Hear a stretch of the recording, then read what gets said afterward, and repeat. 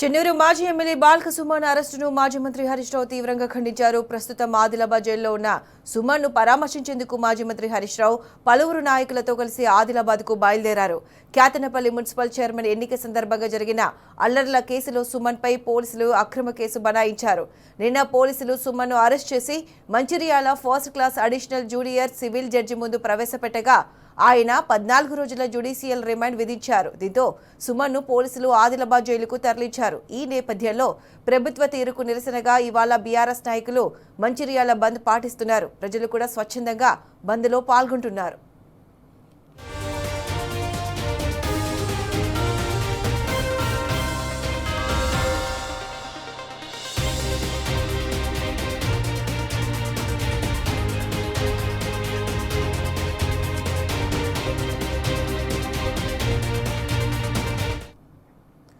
ఇదే అంశానికి సంబంధించి పూర్తి అప్డేట్స్ మా ప్రతినిధి రాజు అందిస్తారు. రాజు, చెప్పండి, బాల్క సుమన్ను పరామర్శించేందుకు మాజీ మంత్రి హరీష్ రావు పలువురు నాయకులతో కలిసి హైదరాబాద్ కు బయలుదేరారు.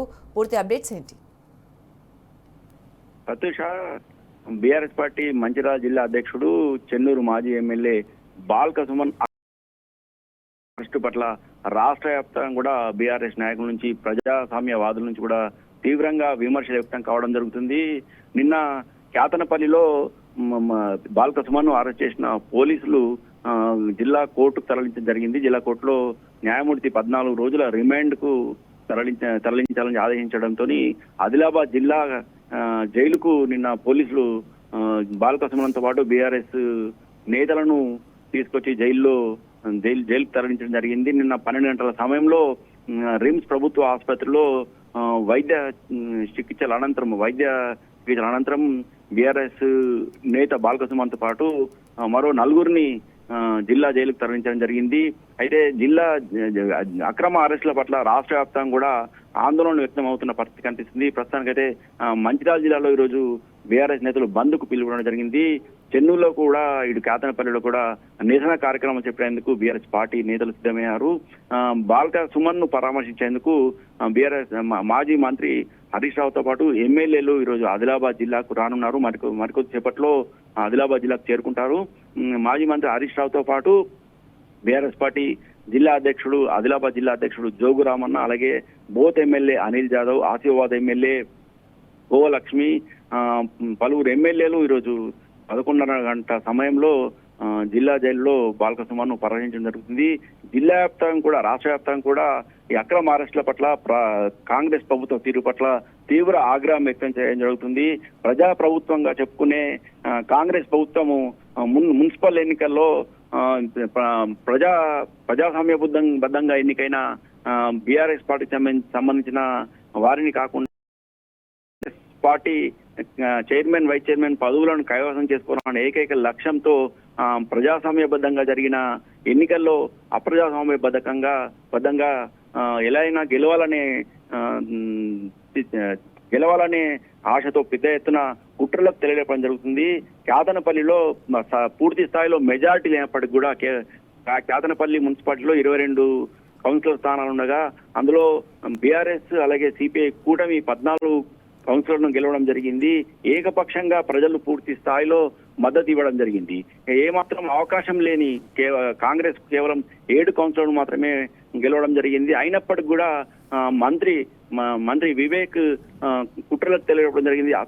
అప్రజాస్వామికంగా ఎలాగైనా చైర్మన్ స్థానాన్ని దక్కించుకునేందుకు పడరాని పాటలు పడుతున్నారు. అయితే ఈ ప్రజాస్వామ్యంగా జరిగిన ఎన్నికల్లో కాంగ్రెస్ కుట్రలను ప్రశ్నించిన బాల్క సుమన్పై అక్రమ కేసులు బనాయించడం జరిగింది. ఏకంగా 11 కేసులు పెట్టడం జరిగింది. బాల్క సుమన్తో పాటు మరో 11 మందిపై కేసులు నమోదు చేయడం జరిగింది. అక్రమంగా అరెస్ట్ చేసి జైలుకు తరలించడం జరిగింది. ఎన్ని కుట్రలు చేసినప్పుడు కూడా ప్రజాస్వామ్యబద్ధంగా గెలిచిన క్యాతనపల్లిని ఎలాగైనా కైవసం చేసుకుంటామన్న ధీమా మాత్రం బీఆర్ఎస్ నాయకులు వ్యక్తం చేయడం జరుగుతుంది.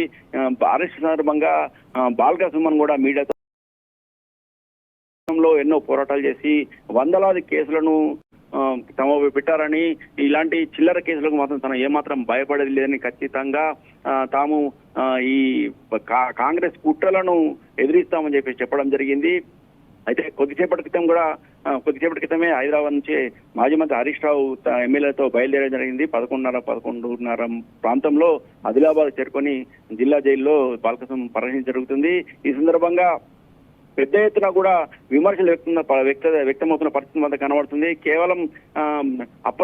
కేవలం కుట్రలతోనే ఈ కాంగ్రెస్ ప్రభుత్వము చైర్మన్ వైస్ చైర్మన్ పదవులను చేయించుకునే ప్రయత్నం చేస్తుందని ఇదేమాత్రం కరెక్ట్ కాదని చెప్పేసి బీఆర్ఎస్ నేతలతో పాటు ప్రజాస్వామ్యవాదులు చెప్పడం జరుగుతుంది.